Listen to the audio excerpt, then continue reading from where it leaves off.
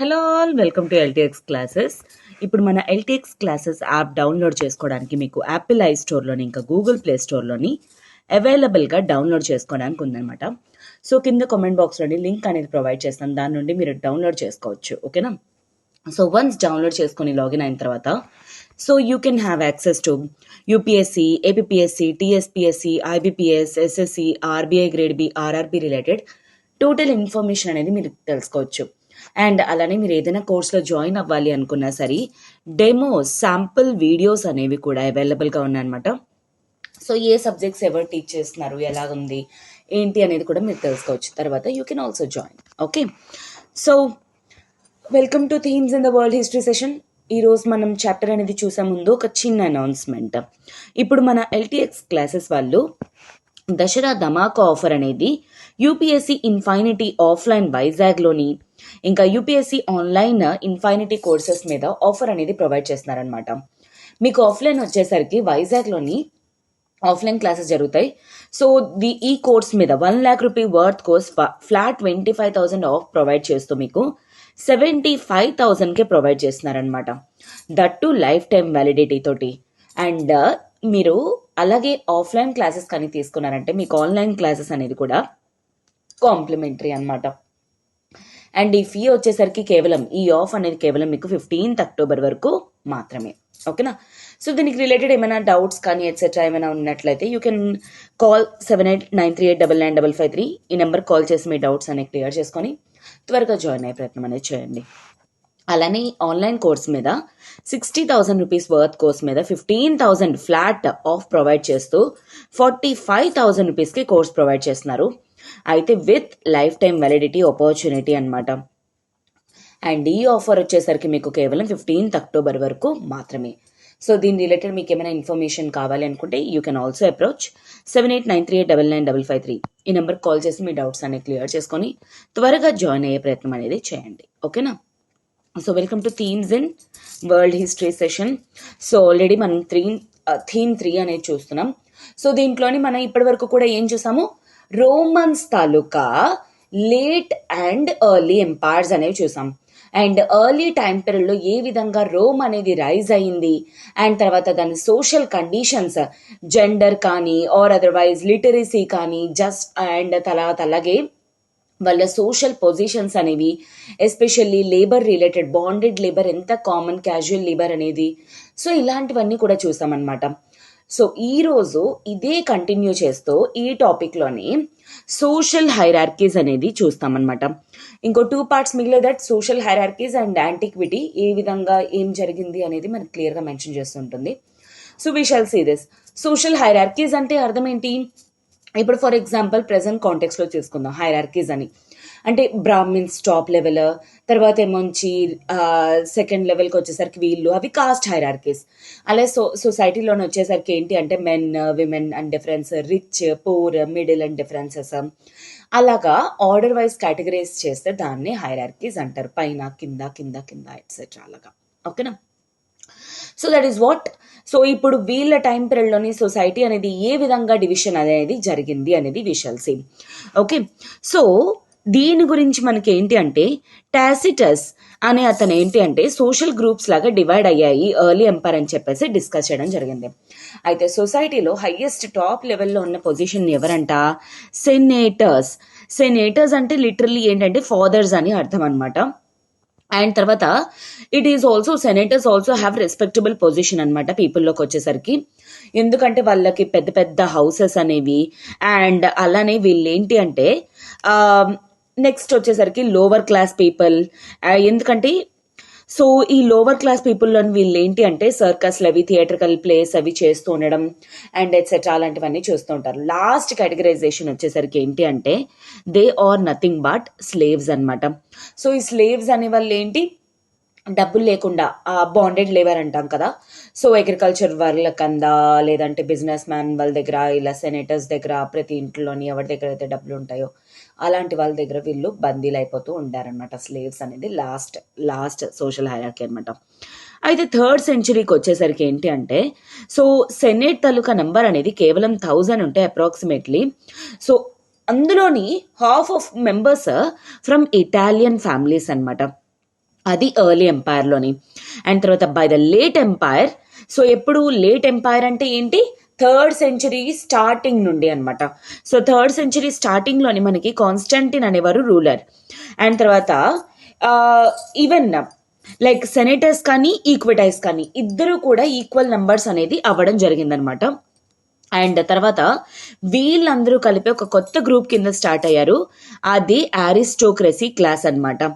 So total Africa నుండి కానీ, east region నుండి కానీ, ఇటలీ నుండి వీళ్ళందరి హాఫ్ ఆఫ్ ద మెంబర్స్ అందరూ కలిపి గ్రూప్గా ఫార్మ్ అయిన గ్రూపే అరిస్టోక్రసీ క్లాస్ అనమాట.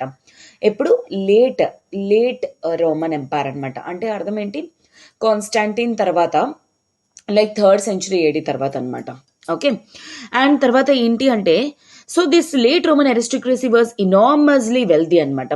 వీళ్ళందరూ కూడా లేట్ రోమన్ ఎంపైర్లోని అరిస్టోక్రసీ పీపుల్ ఎవరైతే ఉన్నారో, ఎర్లీలోని టాప్ సెనేటర్స్ అందరూ కూడా ఏ క్లాస్ నుండి, కేవలం ఇటలీ నుండే. కానీ లేట్కి వచ్చేసరికి ఆఫ్రికా, ఈస్టర్న్ రీజియన్స్ వీళ్ళందరూ కూడా పొజిషన్స్ అనేవి ఇంప్రూవ్ అయ్యి వాళ్ళందరూ కలిపి ఒక గ్రూప్ కింద ఫార్మ్ అయింది అరిస్టోక్రసీ క్లాస్. ఈ అరిస్టోక్రసీ క్లాస్ వాళ్ళందరూ కూడాను చాలా వెల్దీ పీపుల్ అనమాట. Of course but in many ways like కొన్నిసార్లు ఏంటి అంటే నాన్ అరిస్టోక్రసీ క్లాస్ కంట వీళ్ళు కొంచెం తక్కువే వెల్దీ అనమాట. బట్ ఎనీవేస్ ఒకటి జనరలీ మనకు అర్థమవుతుంది ఏంటి అంటే, these aristocracy people who are అంటే కన్స్టిట్యూట్ ఉన్నారో వాళ్ళందరూ కూడా వెల్దీ అని మాత్రం మనకు అర్థమవుతుంది. వెల్దీ అంటే అర్థమేంటి, బాగా డబ్బు ఉంది అని ఎట్సెట్రా, రైట్. ఇంకా ద మిడిల్ క్లాస్ వాళ్ళు ఏంటి అంటే, చాలా మంది అంటే సొసైటీలో చాలా మంది, ఈ రోజైనా ఇండియా కానీ ఏ కంట్రీ అయినా తీసుకోండి, జనరల్లీ మిడిల్ క్లాస్ పీపులే చాలా ఎక్కువ మంది ఉంటారనమాట. అయితే వీళ్ళు వచ్చేసరికి ఏంటి అంటే, లైక్ కొన్ని గవర్నమెంట్ సర్వీసెస్ లైక్ బ్యూరోక్రసీలో కానీ, ఆర్మీలో కానీ, అండ్ కొంతమంది మర్చెంట్స్ లాగా, కొంతమంది ఫార్మర్స్ లాగా వీళ్ళందరూ కూడా ఉండేవాళ్ళు అనమాట. అండ్ ఈ మిడిల్ క్లాస్ వాళ్ళకి కూడా ఏంటి అంటే కొంచెం రెస్పెక్టబుల్ పొజిషన్ అనేది ఉండిందనమాట. ఎందుకంటే వీళ్ళకి అంటే సెనేట్ క్లాస్ ఏదైతే ఉందో వాళ్ళకి క్లయింట్స్ అనే వాళ్ళు ఎవరు, మిడిల్ క్లాస్ వాళ్ళు అనమాట. సో అందుకే వీళ్ళిద్దరికి మధ్య ర్యాపో ఉండేది. అండ్ అలానే సొసైటీలోని మిడిల్ క్లాస్ పీపుల్ వాళ్ళకి రెస్పెక్ట్ అనేది కూడా ఉండేదన్నమాట. That has been mention by Tacitus. Okay. And now it was chiefly government service and dependence on the state that sustained many of these families. Below them were the vast mass of the lower classes, collectively known as humiliores. అంటే ఏంటి, హ్యూమిలియోరియస్ అంటే అర్థం ఏంటి, lower class. They are nothing but slaves అనమాట. Bonded labour, this slaves and all they constitute the lower class of the society అనమాట. So చాలా వరకు కూడా దేవర్ రూరల్ లేబర్ ఫోర్స్లోనే ఉండేవాళ్ళు పర్మనెంట్లీ. అంటే ఎవరి దగ్గర అయితే పెద్ద పెద్ద ల్యాండ్స్, మనీ లెండర్స్ వీళ్ళు ఉంటారో వాళ్ళ దగ్గర పర్మనెంట్గా వర్క్ చేసుకోవడమే వాళ్ళ పని అనమాట. అండ్ అలానే నాట్ జస్ట్ ఇక్కడే కాకుండా వీళ్ళు ఇంకా మైన్స్లోని వాటిల్లోని కూడా పనిచేస్తూ ఉండారనమాట. మైగ్రెంట్ ఎంపైర్స్ వీళ్ళందరూ కూడాను. సో మైన్స్లోని వర్క్ చేస్తున్న వాళ్ళు కూడాను. అండ్ వాళ్ళ పొజిషన్ ఎప్పుడు కూడాను అంటే మనీ లెండర్స్ పైన కానీ, ఎస్టేట్ ఓనర్స్ పైన కానీ వాళ్ళ మీద డిపెండ్ అవుతూ ఉండేదన్నమాట. సో దే కన్స్టిట్యూట్ ది అంటే కొంచెం మాస్ లార్జ్ పీపుల్ ఉండేవాళ్ళు అనమాట, of course. Okay. And but one writer 5th centuryలోనే ఒక రైటర్ ఏమన్నారంటే, ద హిస్టోరియన్ ఒలింపియోడరస్ ఏంటి అంటే, who was also an ambassador, tells us that aristocracy based in the city of Rome due annual income of up to 4,000 LBS gold. So aristocracy people అంటే especially the senate people ఎవరైతే ఉన్నారో వాళ్ళ annual income అనేది ఎంత ఉండేదంట, equal to 4,000 LBS of gold అనమాట. Okay. So that much they use to draw అనమాట amount అనేది from their estates, not counting the produce they consume directly. అది కూడా ఏంటి, అమ్మిన ద్వారా వచ్చిన ద్వారా, ఇంకా వాళ్ళు ఏం తిన్నారు ఏంటి అదేమి క్యాలిక్యులేట్ చేయకుండానే 4,000 LBS ఆఫ్ గోల్డ్ అంట. Okay, see that. అయితే మానిటరీ సిస్టమ్ అనేది లేట్ ఎంపైర్లోని సిల్వర్ బేస్డ్ కరెన్సీస్ అనేవి ఉందన్నమాట. లైక్ తర్వాత వచ్చేసరికి స్పానిష్ సిల్వర్ మైన్స్ అనేవి ఎగ్జాస్ట్ అయిపోయిన తర్వాత, ఎప్పుడైతే గవర్నమెంట్ రన్ అయిపోయిందో ఆ తర్వాత వీళ్ళు ఏంటంటే కాయినేజ్ అనేది, నార్మల్ మెటల్ కాయినేజ్ అనేది స్టార్ట్ చేశారనమాట. తర్వాత లేట్ రోమన్ ఎంపైర్లోని, ఎందుకంటే స్టార్టింగ్ రూలర్ కాన్స్టాంటైన్ కదా, సో కాన్స్టాంటైన్ ఏం చేశారంటే న్యూ మానిటరీ సిస్టమ్ అనేది స్టార్ట్ చేశారనమాట. A system on gold, and there were vast amounts of this in circulation throughout late antiquity. ఆ లేట్ రోమన్ ఎంపైర్లో మొత్తం అంతా కూడాను ఈ కొత్త మానిటరీ ఏదైతే స్టార్ట్ చేశారో అంటే గోల్డ్ కాయిన్స్ మీద ప్రింట్ చేయడం అనేది, so through out late century అంతా కూడాను ఈ వీటి బేసిసే ఉందన్నమాట. అది స్టార్ట్ చేసింది ఎవరు? Constantine. Okay. The late Roman bureaucracy, both the higher and middle echelons, was comparatively affluent group because it drew the bulk of its slavery in gold and invested much of this buying in assets like land అనమాట. So Roman బ్యూరోక్రసీలోని higher and middle class people ఎవరైతే ఉన్నారో వాళ్ళందరూ కూడాను top సెక్షన్స్కి సంబంధించిన వాళ్ళు అనమాట. Affluent groups అంటే అర్థం ఏంటి? రిచ్, బాగా రిచ్ అని అర్థం. ఎందుకంటే వాళ్ళు స్లేవ్స్ని యూజ్ చేసి ట్రేడ్ చేయడం అండ్ గోల్డ్ వాటితోటి ఇన్వెస్ట్ చేయడం, అవి అమ్మడం, మళ్ళీ కొనడం, అండ్ తర్వాత వాళ్ళు ఏంటి అంటే అవి తీసుకొచ్చి ల్యాండ్ మీద ఇన్వెస్ట్ చేయడం, ఆ ప్రైసెస్ అనేవి పెరగడం, ఇలాగా ట్రేడింగ్ అనేది చేస్తూ ఉండేవారు స్లేవ్స్ని ఉపయోగించుకొని అనమాట. అండ్ అలానే ఇన్ఫ్యాక్ట్ గవర్నమెంట్లోని కరప్షన్ అనేది కూడా నో లెస్ అనమాట. ఎస్పెషల్లీ అడ్మినిస్ట్రేషన్లో కానీ, మిలిటరీలో కానీ, లేదంటే ఈవెన్ జ్యుడిషియల్ సిస్టంలో కానీ క్వైట్ కామన్. సో ఇంత కరప్షన్ జరుగుతుంది కాబట్టి అంత ఎఫ్లూయెంట్ గ్రూప్స్ అనేవాళ్ళు ఉన్నారు ఆబ్వియస్లీ, రైట్. అండ్ తర్వాత సో కొన్నిసార్లు ఏంటి అంటే higher bureaucracy and provincial governors తాలూకా గ్రీడీనెస్ అనేది టు అన్ ఎక్స్టెంట్కి వెళ్ళిపోయేది అనమాట, హయ్యర్ లెవెల్ ఆఫ్ ఎక్స్టెంట్. ఇప్పుడుతో కంపేర్ చేసుకుంటే అప్పుడేం పెద్దగా ఉందని అనుకోకర్లేదు మనం నిజం చెప్పాలంటే. కొన్నిసార్లు గవర్నమెంట్ అనేది రిపీటెడ్గా ఇంటర్వ్యూన్ అవుతూ ఉండేది, but still corruption use to be there అనమాట. ఓకే. అయితే సో అది మనకి ఎలా తెలిసిందంటే దేర్ వర్ సమ్ లాస్ అనమాట that try to put an end of them, and because historians and other members of the intelligence denounced such practices. Of course కొంతమంది historians దాన్ని accept చేయట్లేదు, కొంతమంది యాక్సెప్ట్ చేస్తున్నారు, అలా దాంట్లో కాంట్రవర్సీస్ ఉన్నాయన్నమాట. కాకపోతే మనకు అర్థమవుతుంది ఏంటంటే కొన్ని లాస్ వర్ దేర్, కరప్షన్ కానీ అంటే జ్యుడిషియరీలో కానీ మిలిటరీలో కానీ ఎట్సెట్రా లేకుండా ఉండడం కోసం ఈ ఎంపరర్స్ అనేవాళ్ళు కానీ లేకపోతే రూలర్స్ అనేవాళ్ళు కొన్ని లాస్ అనేవి తీసుకొచ్చేవారు గవర్నమెంట్ అని చెప్పేసి కొన్ని ఉన్నాయి. బట్ అవి ఎంతవరకు కరెక్టో లేదో అనేది వీ డోంట్ నో. ఓకే. అయితే this element of criticism is a remarkable feature of the classical world. The Roman state was an authoritarian regime. In other words, dissent was rarely tolerated and government usually responded to protest with violence అన్నమాట. అయితే ఈ విషయం మనకు ఎలా తెలుస్తుంది? అయితే కొంతమంది కాదంటున్నారు. ఈ క్రిటిసిజం మనకి ఎందుకు ఇంపార్టెంట్ అనమాట అంటే యాక్చువల్లీ రోమన్ గవర్నమెంట్స్ ఏవైతే ఉన్నాయో అవి అథారిటేరియన్ అనమాట. అథారిటేరియన్ రెజీమ్ అంటే అర్థం ఏంటి? ఇప్పుడు ఫర్ ఎగ్జాంపుల్ నేను క్లాస్ టీచ్ చేస్తున్నప్పుడు నేను చెప్పిందే మీరు వినాలి, మీరు క్వశ్చన్స్ అనేవి అడగకూడదు, నేను చెప్పింది విని మూసుకొని రాయాలి అంటే ఎలా ఉంటుంది? ఇఫ్ అట్ ఆల్ డౌట్ వచ్చింది మీకు, అది అర్థం కావట్లేదు, అయినా సరే రిపీటెడ్గా డౌట్ అని చెప్పేసి నిల్చున్నారనుకోండి, నేను ఈ చెంప ఆ చెంప పగలగొట్టేస్తున్నాను, మిమ్మల్ని కొట్టేస్తున్నానంటే ఇంకేముంటుంది? So that is what authoritarian regime అనమాట. సో గవర్నమెంట్కి అగెన్స్ట్గా ఎవరైనా క్రిటిసైజ్ చేశారు, ఎవరైనా మాట్లాడుతున్నారు అంటేనే చాలా వైలెంట్గా పీపుల్ మీద రియాక్ట్ అయ్యేవారు. అలాంటప్పుడు ఇంకా గవర్నమెంట్ మీద కానీ గవర్నమెంట్ అఫీషియల్స్ మీద కానీ ఎటువంటి ప్రొటెస్ట్ అనేవి ఉంటాయి, ఎటువంటి క్రిటిసిజం అనేది ఉంటుంది, రైట్. సో అందుకే కొంతమంది హిస్టోరియన్స్ అంటారు ఆ లాస్ అనేవి ఇంకేదనుకో కానీ ప్రజలకు మాత్రం మాట్లాడే కెపాసిటీ అధికారం అయితే లేదు, ఎందుకంటే రోమన్ వర్స్ ఎర్లీ కానీ లేట్లో కానీ దట్ వాస్ హైలీ అథారిటేరియన్ అనమాట. ఓకేనా. అండ్ బట్ తర్వాత ఏంటి అంటే స్ట్రాంగ్ ట్రెడిషన్ అనేది స్టార్ట్ అయింది రోమన్ లాలోని 4th century తర్వాత అనమాట. అండ్ సో చాలా వరకు కూడా అప్పటి వరకు కూడా ఎవరైతే ఎంపరర్స్ కానీ వాళ్ళందరూ కూడా ఇష్టం వచ్చినట్టు బిహేవ్ చేసేవాళ్ళు వాళ్ళందరికీ కూడా ఒక టైప్ ఆఫ్ అడ్డుపడ్డం అనేది జరిగింది. ఆ తర్వాత ఏంటి అంటే 4th century తర్వాత దేవర్ లాస్ అనమాట. ఎంపరర్స్ అనేవాళ్ళు వాళ్ళకి నచ్చింది వాళ్ళు చేయడానికి అవ్వదు. అండ్ తర్వాత ఖచ్చితంగా వాళ్ళు ఏంటి అంటే ప్రజల తాలూకా సివిల్ రైట్స్ అని కానీ ఎట్సెట్రా వాళ్ళందరూ కాపాడాలి ఎట్సెట్రా అని చెప్పేసి మనకి అంటే కొన్ని ఎవిడెన్సెస్ అనేవి దొరకడం జరిగింది అనమాట, డాక్యుమెంట్స్లో కానీ రిటర్న్ ఇన్స్క్రిప్షన్స్లో కానీ వీటిలో అనమాట. Okay. So that is what. And civilian పాపులేషన్కి ఎంకరేజ్ చేయడం కానీ ఎట్సెట్రా అదంతా కూడా తర్వాత స్టార్ట్ అయిందనమాట. ఓకేనా. అండ్ నెక్స్ట్ టాపిక్ వచ్చేసరికి లేట్ యాంటిక్విటీ. ఈ లేట్ యాంటిక్విటీ అంటే అర్థం ఏంటి? So final fascinating period in the evolution and breakup of the Roman Empire and refers broadly to the 4th and 7th centuries. ఇప్పటి వరకు కూడా మనం మోస్ట్లీ ఏం చూసాము, first to third centuries early Roman empire చూడడం జరిగింది. ఈ లేట్ యాంటిక్విటీ అంటే ఈ పర్టికులర్ దీంట్లోని 4th సెంచురీ నుండి 5th 7th సెంచురీ వరకు కూడా రోమన్ ఎంపైర్ అనేది ఏ విధంగా డిసింటిగ్రేట్ అయిపోయింది, ఏ విధంగా కుప్ప కూలిపోయింది, తర్వాత పవర్స్ అనేవి ఏ విధంగా డిసింటిగ్రేట్ అయిపోయింది అనేది ఈ యొక్క టాపిక్లో చూస్తామన్నమాట. అయితే ఈ 4th సెంచురీ అనేది చాలా ఇంపార్టెంట్ అనమాట కల్చరల్ లెవెల్లోని. సో అప్పటి వరకు కూడా ఒక రేంజ్ ఆఫ్ కల్చరల్ లైఫ్ అనేది హయ్యర్ ఉండేది, డైవర్సిటీ అనేది ఉండింది ఎట్సెట్రా. బట్ తర్వాత ఏంటంటే కాన్స్టాంటిన్ క్రిస్టియానిటీని, ఎందుకంటే 3rd సెంచురీ తర్వాత కాన్స్టాంటిన్ ఏం చేశారు, క్రిస్టియనైజేషన్ చేయడం జరిగింది. క్రిస్టియనైజేషన్ అంటే అర్థం ఏంటి, ప్రజలందరినీ కూడా క్రిస్టియన్ రిలీజియన్లోకి మారమని చెప్పడం అనమాట. అండ్ తర్వాత ఇస్లాం అనేది రైజ్ అవ్వడం 7th సెంచురీ తర్వాత. సో వీటన్నిటి రీజన్స్ వల్ల రోమన్స్ పడిపోవడానికి గల కారణాలు అనమాట.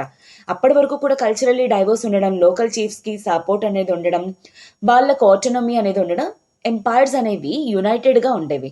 కానీ ఎప్పుడైతే లోకల్ పీపుల్ మీద ఎప్పుడైతే ఫోర్స్ అనేది పెట్టారో అప్పుడు ఆటోమేటిక్లీ ప్రొటెస్ట్ అనేది స్టార్ట్ అవుతాయి. అలా స్టార్ట్ అయిన ఇంకొకటే 7th సెంచురీలోని ఇస్లాం అనమాట.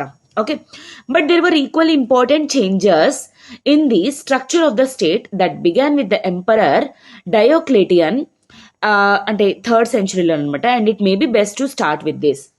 సో ఏదైతే ఈ డయోక్లెటియన్ సోషల్ స్ట్రక్చర్లోని కొన్ని చేంజెస్ అనేది తీసుకొచ్చారనమాట. నిజం చెప్పాలంటే ఈ చేంజెస్ తోటి ఈ రోమన్ ఎంపైర్ అనేది కూలిపోవడం అనేది స్టార్ట్ అయిందనమాట, డిసింటిగ్రేట్ అయిపోవడం అనేది స్టార్ట్ అయింది. సో యాక్చువల్లీ డయోక్లెటియన్ ఏంటి అంటే అంటే అప్పటి వరకు కూడా రోమన్ ఎంపైర్ అనేది చాలా వరకు కూడా ఎక్స్పాండ్ అయిపోతూ ఉందన్నమాట. సో దాన్ని అంటే అది అడ్మినిస్ట్రేషన్ కానీ రూల్ చేసుకోవడానికి కానీ చాలా కష్టం అయిపోతుంది. అందుకు డయోక్లెటిన్ ఏమని అనుకున్నారు, లైక్ నేను first of all cut back చేయాలి, ఏవైతే నాకు అనవసరమో, ఏవైతే స్ట్రాటజీకి ఇంపార్టెన్స్ లేదో, ఏవైతే రిసోర్సెస్ ఇవ్వటం లేదో అలాంటి ఏరియాస్ అన్నిటినీ కూడా కట్ బ్యాక్ చేయడం అనేది స్టార్ట్ చేశారనమాట. ఓకేనా, వేటికైతే స్ట్రాటజిక్ వాల్యూ కానీ ఎకనామిక్ వాల్యూ అనేది లేదు. అండ్ తర్వాత డయోక్లెటియన్ ఇంకేం చేశారు, సో 45 చేశారనమాట. మొత్తం ప్రావిన్షియల్ బౌండరీస్ అంతటినీ కూడా మార్చడం, ఎక్కడ పడితే అక్కడ ఫోర్టిఫికేషన్ చేయడం కానీ ఎట్సెట్రా. అండ్ సివిలియన్ నుండి మిలిటరీ ఫంక్షన్స్ అనేవి డిఫరెన్స్ చేయడం. అండ్ తర్వాత ఏంటి, గ్రేటర్ ఆటోనమీ పవర్స్ అనేవి మిలిటరీ గ్రూప్స్ వాళ్ళకి ఇవ్వడం కానీ. సో వీటి వల్ల ఏంటంటే మిలిటరీ గ్రూప్స్ వాళ్ళకి ఎవరిచ్చారు, డయోక్లెటియన్ మోర్ పవర్స్ అనేవి ఇచ్చారు. దానితోటి వీళ్ళు ఇంకాను వాళ్ళ పవర్స్ అనేవి ఇంకా ఎక్స్పాండ్ చేసుకోవడం అనేది జరిగిందనమాట. సో ఇప్పుడు వాళ్ళు ఏంటి అంటే మోర్ పవర్ఫుల్ గ్రూప్స్ అయిపోయారు సొసైటీలోని. ఓకే, అండ్ తర్వాత కాన్స్టాంటిన్ ఏంటి అంటే ఈ చేంజెస్ని ఇంకా డయోక్లెటియన్ ఏమైతే తీసుకొచ్చారో ఆ చేంజెస్ని ఇంకా కన్సాలిడేట్ చేశారు కాన్స్టాంటిన్ అనమాట. Okay, and his chief innovations were in the monetary sphere. ఇందాకే మనం డిస్కస్ చేసుకున్నాం కదా, కాన్స్టాంటిన్ అప్పటి వరకు సిల్వర్ అనేది ఇంకా చాలా వరకు క్రైసిస్లోకి వెళ్ళిపోయింది, ఇంకా సిల్వర్ కాయిన్స్కి బాగా కొరత అనేది వచ్చేసిందని చెప్పేసి ఇంకా మానిటరీ వాల్యూ అనేది చేంజ్ చేశారనమాట. ఓకేనా, సో సాలిడస్ అనే కొత్త డినామినేషన్ని స్టార్ట్ చేశారు. అదే 4.5 grams ప్యూర్ గోల్డ్ అనమాట. సో దాంతో రోమన్ ఎంపైర్ అనేది ఇంకా కన్సాలిడేట్ అవ్వడం జరిగిందనమాట. సో తర్వాత సొలిడి చాలా వరకు లార్జ్ స్కేల్లోని ప్రొడ్యూస్ చేశారు అండ్ అలాగే సర్క్యులేట్ చేయడం అనేది జరిగింది. ఇంకా కొన్ని ఇన్నోవేషన్స్ ఏంటి అంటే కాన్స్టాంటినోపెల్, ఓకే, టర్కీ తాలూకు కాన్స్టాంటినోపెల్ని సెకండ్ క్యాపిటల్ కింద చేయడం అనేది జరిగిందనమాట. Present day modern Istanbul in Turkey and previously called Byzantium. So కాన్స్టాంటినోపెల్ని సెకండ్ క్యాపిటల్ కింద చేయడం కానీ, అండ్ తర్వాత ఈ న్యూ క్యాపిటల్కి కూడా కొత్త సెనేట్ కానీ ఎట్సెట్రా వీళ్ళందరూ కావాలి కాబట్టి 4th సెంచురీలోనే ఇంకొంచెం గవర్నింగ్ క్లాస్ పీపుల్ అనేవాళ్ళు ఇంక్రీజ్ అయ్యారనమాట. సో ఆ పర్టికులర్ టైం పీరియడ్లో మానిటరీ స్టెబిలిటీ కానీ, పాపులేషన్ ఎక్స్పాండ్ అవ్వడం కానీ, ఎకనామిక్ గ్రోత్, ఆర్కియలాజికల్ రికార్డ్స్ ఇవన్నీ ఏం చూపిస్తున్నాయంటే రూరల్ ఎస్టాబ్లిష్మెంట్స్ మీద ఎక్కువ ఇన్వెస్ట్మెంట్స్ అనేవి చేయడం జరిగిందంట. ఓకేనా, సో ఈవెన్ అక్కడ రూరల్ ఏరియాస్లోని ఇండస్ట్రియల్ ఇన్స్టలేషన్స్ అవి చేయడం కానీ, లేదంటే గ్లాస్ ఫ్యాక్టరీస్, న్యూ టెక్నాలజీస్ అవి తీసుకొని రావడం కానీ ఎట్సెట్రా. అండ్ ఈస్ట్తో ట్రేడ్ అనేది లాంగ్ డిస్టెన్స్ ట్రేడ్ చేయడం కానీ ఎట్సెట్రా ఇదంతా కూడా చేసేవారు. ఎవరితో విలేజెస్లోని కూడా న్యూ ఎస్టాబ్లిష్మెంట్ అనేది స్టార్ట్ అయ్యి ట్రేడ్ అనేది ఇంప్రూవైజ్ అయిందనమాట. ఇంకా ఇంకా ఎక్స్పాండ్ చేసుకుంటూ, అంటే ఏంటి, లైక్ రూరల్ లైఫ్ని చేంజ్ చేసుకొస్తూ ఇన్వెస్ట్మెంట్స్ అనేవి ఇంక్రీజ్ చేయడం జరిగింది. ఎందుకు, అప్పటిదాకా ఉన్న మానిటరీ వాల్యూ అనేది చేంజ్ చేయడం వల్ల. ఎవరు ఈ మానిటరీ వాల్యూస్ అనేది చేంజ్ చేశారు? కాన్స్టాంటిన్. సో దానికి ముందెవరు? డయోక్లెటియన్ అనమాట. డయోక్లెటియన్ చాలా వరకు కూడా అడ్మినిస్ట్రేషన్ లో చేంజెస్ తీసుకొచ్చాక మానిటరీలో కూడా కొన్ని చేంజెస్ అనేవి తీసుకొచ్చి ట్రేడ్ లో చేంజెస్ తీసుకొచ్చిన క్యాండిడేట్ కాన్స్టాంటిన్ అనమాట. ఓకేనా. సో దీనివల్ల ఏంటి అంటే చాలా వరకు కూడా స్ట్రాంగ్గా అర్బన్ ప్రాస్పెరిటీ అనేది ఇంక్రీజ్ అయిపోయింది అనమాట. అండ్ తర్వాత కొత్త కొత్త ఆర్కిటెక్చర్, అండ్ తర్వాత కొత్త లగ్జోరియస్ లైఫ్, వీటన్నిటికీ కూడా ప్రజలు అలవాటు పడిపోవడం జరిగింది. ఇప్పుడు చూడండి, లైక్ ఫర్ ఎగ్జాంపుల్, లైక్ మనం ఏంటి అంటే సమ్మర్ అంతా ఏసీ వేసుకొని ఉంటాం. సో ఒక ఇయర్ అలాగ అయిపోయిన తర్వాత నెక్స్ట్ ఇయర్ వచ్చేసరికి ఇంకా ఏసీ లేకుండా ఉండగలం ఏంటి? So that is what luxurious లైఫ్కి ఎట్సెట్రా అర్బన్ లైఫ్కి బాగా పాష్ లైఫ్కి గట్ట బాగా అలవాటు పడిపోయారు అనమాట ప్రజలు వచ్చేసరికి. అండ్ ఇంకా ఎలైట్స్ అంటే అప్పర్ క్లాస్ పీపుల్ వాళ్ళు ఇంకా ఇంకా స్ట్రాంగ్ అవ్వడం, పవర్ఫుల్ అవ్వడం జరిగిందనమాట. అండ్ ఈజిప్ట్లోని hundreds of papyri survive from these later centuries. They show us a relatively affluent society where money was in extensive use and rural estates generated vast incomes in gold. So ఈజిప్ట్లోని చాలా వరకు కూడా ఈ పెపరీస్ documents అనేవి ఉన్నాయన్నమాట. దాంట్లోని క్లియర్గా mention చేసి ఉన్నాయి ఏ విధంగా ప్రజలు అనేవాళ్ళు ట్రేడ్ చేసేవాళ్ళు, ఏ విధంగా గోల్డ్లోని వాళ్ళు ఇన్వెస్ట్మెంట్స్ అనేవి చేసేవాళ్ళు, వాళ్ళ ట్రేడ్ వల్ల వీళ్ళు ఎంత సంపాదించారు, అవంతా కూడా క్లియర్గా మెన్షన్ చేసి ఉన్నాయన్నమాట. ఫర్ ఎగ్జాంపుల్, ఈజిప్ట్ ఏంటి అంటే taxes of 2.5 million solidi a year, like 35,000 LPS gold every year కూడాను ట్యాక్సెస్ లాగా పే చేస్తూ ఉండేవారు అనమాట. ఓకే.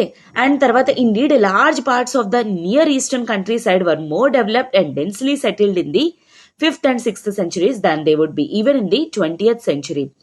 ఇన్ఫాక్ట్ 20th centuryలో వాళ్ళ ఎగ్జిస్టెన్స్ కంట ఈస్ట్ పార్ట్స్లోని లేట్ 5th and 6th centuries-లోని ఇంకా ఇంకా పాపులేషన్ ఎక్స్ప్లోషన్ అనేది అంటే సెటిల్మెంట్ అనేది జరిగిందనమాట. సో ఈ విధంగా this is the social background against which we should set the cultural developments of the period. So ఈ విధంగా కల్చరల్ డెవలప్మెంట్స్ అనేవి టేకెన్ ప్లేస్ అనమాట. ఎక్కడ? లేట్ యాంటిక్విటీ అంటే 4th, 5th and 6th centuries. అయితే ఇవి ఏ విధంగా వీటికి రోమన్ ఎంపైర్ పడిపోవడానికి గల రీజన్స్ ఇవి తర్వాత మీరు చూద్దరు. The traditional religious culture of the classical world, both Greek and Roman, had been polytheist. That is, it involved a multiplicity of cults that included both Roman and Italian gods like Jupiter, Juno, Minerva and Mars, as well as numerous Greek and Eastern deities worshipped in thousands of temples, shrines and sanctuaries throughout the empire. So mostly Greek and Roman వాళ్ళు ఎవరైతే ఉన్నారో వాళ్ళందరూ కూడా పాలిథీస్ట్ అనమాట. పాలిథీస్ట్ అంటే అర్థం ఏంటి? Not just believing in one god అనమాట. So multiple gods like for example Juno కానీ, మినెర్వా కానీ ఎట్సెట్రా, వీటన్నిటిని కూడా వాళ్ళు పూజిస్తూ ఉండేవాళ్ళు. ఈవెన్ వాటి కోసం శాంక్చురీస్ కట్టడం కానీ, శాంక్టమ్ శాంక్టోరమ్, టెంపుల్ హాల్స్ ఇలాంటివి కట్టడం, పూజించడం అవన్నీ కూడా చేసేవాళ్ళు అనమాట. And polytheists had no name common to label describe themselves అనమాట. The other great religious tradition in the empire was a Judaism. So వీటితో పాటు ఇంకొక గ్రేట్ రిలీజియన్ ఏంటి? జుడాయిజం అనమాట. వేర్ యాజ్ జుడాయిజం వచ్చేసరికి ఇది కూడా మోనోలిత్ కాదనమాట. అండ్ దీంట్లో కూడా చాలా జుడాయిజంలో కూడా డిఫరెంట్ కమ్యూనిటీస్ అనేవాళ్ళు, ఇంకా డిఫరెంట్ గాడ్స్ అనేవాళ్ళు, ప్యాటర్న్స్ అనేవి ఉండాయన్నమాట. Thus, the Christianization of the empire in the 4th and 5th centuries was a gradual and complex process. So ఈ విధంగా మనకు అర్థమవుతుంది ఏంటి? ఈ క్రిస్టియనైజేషన్ అంటే ఏంటి? ప్రజలందరినీ క్రిస్టియానిటీలోకి కన్వర్ట్ అవ్వమని చెప్పడం. ఆ క్రిస్టియనైజేషన్ ఏదైతే ఉందో అది ఓవర్ నైట్లో జరిగిన ప్రాసెస్ అయితే కాదు, అది స్లోగా జరిగిన ఒక ప్రాసెస్ అనమాట. ఓకే. అండ్ పాలిథిజం అనేది ఒకే రోజు పోలేదు, ఎస్పెషల్లీ వెస్ట్రన్ ప్రావిన్సెస్లో అనమాట. Where Christian bishops waged a running battle against beliefs and practices they condemn more than the Christian laity did. Okay. So మిగతా రిలీజియన్స్ని వాటిని క్రిటిసైజ్ చేయడం కానీ ఆర్ అదర్వైజ్ వాళ్ళని తక్కువగా చూడటం కానీ ఇవన్నీ కూడా క్రిస్టియానిటీ వాళ్ళు చేస్తూ ఉండేవారు. ఎవరు? ఎస్పెషల్లీ క్రిస్టియన్ తాలూకా మిషనరీస్ తాలూకా బైషాప్ వాల్స్ అనమాట. సో వాళ్ళు ఎక్కువ క్రిటిసైజ్ చేస్తూ ఉండేవారు వాళ్ళు చేసిన బిలీఫ్స్ని, అవి పాలిథిజంని etcetera Okay, the boundaries between religious communities were much more fluid in the 4th century than they would become thanks to the repeated efforts of religious leaders, that powerful bishops who now led the church to rein in their followers and enforce a more rigid of sets of beliefs and practices. So ఆ religious మధ్య ఉన్న issues అనేవి 4th and 5th సెంచరీస్లోని ఇంకా ఇంకా ఎక్కువ పెరిగిపోయింది అనమాట. కానీ ఈ క్రిస్టియన్ బిషాప్స్ ఎవరైతే ఉన్నారో వాళ్ళు ఏంటి అంటే కొత్త సెట్ ఆఫ్ బిలీఫ్స్ని, కొత్త సెట్ ఆఫ్ ప్రాక్టీసెస్ని in the name of Christianity ద్వారా స్టార్ట్ చేయడం అనేది జరిగింది. దానికి ఫౌండేషన్ ఎవరు? Constantine. Remember that. Okay, so దానివల్ల ప్రజలందరూ కూడా యాక్చువల్లీ ఈ క్రిస్టియానిటీ వైపు టర్న్ అవ్వడం కానీ ఎట్సెట్రా స్టార్ట్ చేశారు. ఎందుకంటే రూరల్ ఏదైతే అప్పటి వరకు వేరే లాంగ్వేజెస్ కానీ వేరే రిలీజన్స్ ఏవైతే ఉన్నాయో వాటి బిలీఫ్స్ని వాటన్నిటిని కూడా క్వశ్చన్ చేయడం అనేది జరిగింది. ఎవరు? క్రిస్టియానిటీ వాళ్ళు, especially Christian bishops. Okay, the general prosperity was especially marked in the east, where population was still expanding till the 6th century despite the impact of the plague which affected the Mediterranean in the 540s. So even though ఈస్ట్లో especially అనమాట బాగా population explosion జరగడం వల్ల improvement అనేది బాగా జరిగిందనమాట. అది economic growth అయినా సరే ఆర్ అదర్వైజ్ కల్చరల్లీ కానీ పొలిటికల్లీ ఎట్సెట్రా. ఎందుకంటే ప్రొడక్షన్ అనేది ఎక్కువ ఉండేది, పీపుల్ అనేవాళ్ళు ఫాస్ట్గా స్ప్రెడ్ అయ్యేవాళ్ళు etcetera compared to the west regions అనమాట. సో వెస్ట్రన్ రీజియన్స్లోని especially different tribal groups like for example Goths కానీ వాండల్స్ కానీ లాంబార్డ్స్ కానీ వీళ్ళందరూ కూడాను డిజింటిగ్రేషన్ అనేది వెస్ట్లో especially 5th and 6th సెంచరీస్లోని start అవ్వడం అనేది జరిగిందనమాట. ఓకేనా, అండ్ దిస్ ఈజ్ వాట్ మనం పోస్ట్ రోమన్ ఎంపైర్స్ అనేది చెప్తామన్నమాట. ద మోస్ట్ ఇంపార్టెంట్ వచ్చేసరికి ఏంటంటే Visigoths in Spain destroyed by the Arabs between 711 and 720. ఇంకా ఈ స్పెయిన్లో ఉన్న వాళ్ళని ఆరబ్స్ వాళ్ళు డిఫీట్ చేసేసారనమాట. అండ్ తర్వాత Franks in Gaul, these kingdoms foreshadowed the beginning of a different kind of world that is called medieval. So ఇప్పుడు ఏంటి అంటే అప్పటిదాకా ఉన్న ఏన్షియంట్ పీరియడ్ అనేది రిప్లేస్ చేసింది. ఏంటి? మిడివల్ రిప్లేస్ చేసింది అనమాట. So higher what mark. So దీంతో ఏంటి అంటే హయ్యర్ ఇంకా చేంజెస్ అనేవి రావడం కానీ ఎట్సెట్రా స్టార్ట్ అయింది. అండ్ తర్వాత పొలిటికల్ మళ్ళీ యూనిటీ అనేది స్టార్ట్ అయింది. ఎందుకు? అరబ్స్ అనే వాళ్ళు ఎంటర్ అయ్యారు, మళ్ళీ వీటన్నిటిని కూడా కంట్రోల్ చేసుకోవడం అనేది స్టార్ట్ చేశారు. సో ఇప్పుడు ఏంటి? రోమన్ ఎంపైర్ డిజింటిగ్రేట్ అయిపోయి ఎవరు స్టార్ట్ అయ్యారు? Arab empire. అది ఎక్కడ? వెస్ట్రన్ పార్ట్స్లోని. ఓకేనా, and so this is what Colosseum అనమాట.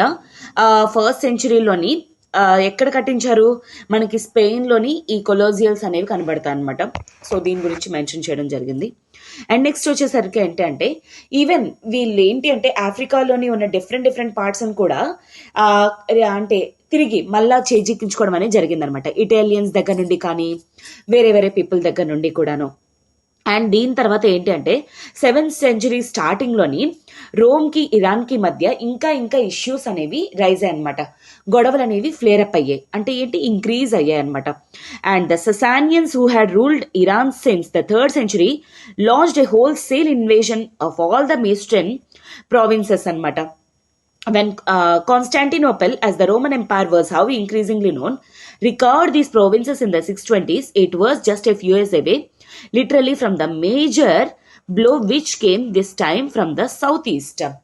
So Iranians, Sasanians actually recapture చేశారు వీళ్ళన్ని. నేను ఏంటి? కాన్స్టాంటిన్ కానీ కాన్స్టాంటినోపుల్ని కానీ స్పెయిన్ని ఇటలీని కానీ తర్వాత మళ్ళా సౌత్ ఈస్ట్ నుండి ఇంకో పెద్ద మేజర్ బ్లో అనేది వచ్చిందనమాట వీళ్ళకి. ఓకేనా, అండ్ తర్వాత అదే ఇస్లాం అనమాట. ఎస్పెషల్లీ ఇస్లాం వాళ్ళు ఇంకా వాళ్ళు నొమాడిక్స్ లాగా ఇంకా బార్బేరియన్స్ లాగా బిహేవ్ చేసి అన్నిటినీ కంట్రోల్లోకి తెచ్చుకోవడం, వాళ్ళ ఎంపైర్స్ని యూనిఫై చేయడం ఇదంతా కూడా చేశారనమాట ఎస్పెషల్లీ. అండ్ అది ఎక్కడ స్టార్ట్ అయింది? అరేబియాలోని స్టార్ట్ అవ్వడం అనేది జరిగిందనమాట. This is the greatest political revolution అనమాట హిస్టరీ ఏన్షియంట్ టైం పీరియడ్లోనే. By 642, barely 10 years after the Prophet Muhammad's death, large parts of both the Eastern Roman and Sasanian empires had fallen into the Arabs అనమాట. So mostly Iran వాళ్ళ తాలూకా empires కానీ అంటే సెసానియన్స్ అనమాట, అటు Romans కానీ ఇటు సెసానియన్స్ తాలూకా total empires ఇప్పుడు ఎవరి చేతుల్లోకి వెళ్ళిపోయి బై 642 AD మొత్తం అంతా కూడా ఇప్పుడు అరబ్స్ చేతుల్లోకి వచ్చిందనమాట. అరబ్స్ తాలూకా స్టార్టింగ్ వాళ్ళ ఏరియా ఏంటి? సౌదీ అరేబియా ఏరియా అనమాట, అరేబియన్ ఏరియా. అక్కడ నుండి ఈ ఈస్ట్ నుండి మచ్ మెసపటోమియా రీజన్ కానీ ఈస్టర్న్ యూరప్ కానీ వెస్టర్న్ యూరప్ కానీ వీళ్ళంతా కూడా కాంక్వైర్ చేయడం అంటే ఆక్యుపై చేయడం అనేది స్టార్ట్ చేశారనమాట. హవెవర్ ఇవన్నీ కూడా ఏంటి అంటే వరుస జరిగేవి ఎలా జరిగేవి అనేది కూడా చూద్దాం, ఓకేనా. అండ్ ఈవెన్ ఇన్ఫాక్ట్ అది సింధ్ సౌత్ సెంట్రల్ వరకు కూడా రీచ్ అవ్వడం అనేది జరిగింది, అఫ్ కోర్స్. ఓకే, అండ్ దీని గురించి వీళ్ళు ఎలా రూల్ చేశారు, వీళ్ళ తాలూకా టైం పీరియడ్లో ఎక్స్పాన్షన్ ఎలా జరిగింది, ఈవెన్ సింధ్ అంటే మన ఇండస్ వరకు ఎలా రీచ్ అయ్యారు వీళ్ళు అనేది we shall see in the next theme అనమాట, ఓకేనా. The unification of Arabian peninsula and its numerous tribes was the key factor behind the territorial expansion of Islam. Especially Arabs are Islam reason అనేది expand అవ్వడానికి గల main reason ఏంటి, ఇటు Romans కానీ అటు Sassanians తాలూకా ఎంపైర్ టోటల్ యూనిఫై చేయడం కానీ మొత్తం ఈ పార్ట్స్ అన్నీ కూడా ఆక్రమించుకొని కంట్రోల్ చేసుకోవడం కానీ వన్ ఆఫ్ ద రీజన్స్ అనమాట, ఓకేనా. So okay, this is it for today students. And see this is what Saudi Arabia time అనమాట. అండ్ తర్వాత ఈజిప్ట్ కానీ కాన్స్టాంటినోపిల్ని కానీ ఈ రీజన్స్ అన్నిటినీ కూడాను అరబ్స్, ఇస్లాం అనేది ప్రాఫెట్ మొహమ్మద్ చనిపోయిన తర్వాత 10 yearsకే మొత్తం అరబ్స్ అందరూ కూడా ఇంకా ఈస్టర్న్ రోమన్ ఎంపైర్ కానీ సెసానియన్స్ తాలూకు ఇరానియన్ కానీ టోటల్ డిజింటిగ్రేట్ అంటే మొత్తం ఆక్రమించుకున్నారనమాట. సో ఈ విధంగా ఎస్పెషల్లీ రిలీజియన్స్ వల్ల కానీ ఆర్ అదర్వైజ్ క్రిస్టియనైజేషన్ వల్ల కానీ కల్చరల్ డిఫరెన్సెస్ వల్ల అండ్ వీళ్ళకున్న అరబ్స్ అనేది ఎస్పెషల్లీ 7th centuryలోని ఏది స్టార్ట్ అయింది, ఇస్లాం అనేది స్టార్ట్ అయిన తర్వాత రోమన్స్ తాలూకా డిజింటిగ్రేషన్ అనేది స్టార్ట్ అయింది అనేది అని మాత్రం గుర్తుపెట్టుకోవడానికి ట్రై చేయండి, ఓకేనా. So this is it for today students. Have a good day, all the very best for your preparation and do remember that so NCERTs అనేవి మీకు చాలా క్రూషియల్ రోల్ అనేది ప్లే చేస్తుంది ఎగ్జామ్కి వచ్చేసరికి. అవి మీరు మెయిన్స్లో రాయడానికైనా ప్రిలిమ్స్లోనైనా సరే NCERTs play very very crucial role. Present Dasara Dhamaka offers అనేవి మన ఎల్టీఎక్స్ క్లాసెస్లో అవుతున్నాయి. ఎన్సీఆర్టీ క్లాసెస్ అవన్నీ కూడా చాలా తక్కువకు ఉన్నాయి కాబట్టి ఇప్పుడే జాయిన్ అయ్యి ఎన్సీఆర్టీస్ అన్నిటినీ కూడాను లైన్ టు లైన్ చదువుతూ ఫినిష్ చేయడానికి ప్రయత్నించండి. ఎందుకంటే ఎన్సీఆర్టీస్ మీద మీకు ఎంత స్ట్రాంగ్ బేసిక్స్ అయితే ఉంటాయో అప్పుడు you can rule over prelims కానీ మెయిన్స్ కానీ అనమాట. Just remember that secret very much, okay. So take care students, all the best. Tomorrow we shall meet again with the theme 4. Till then, take care.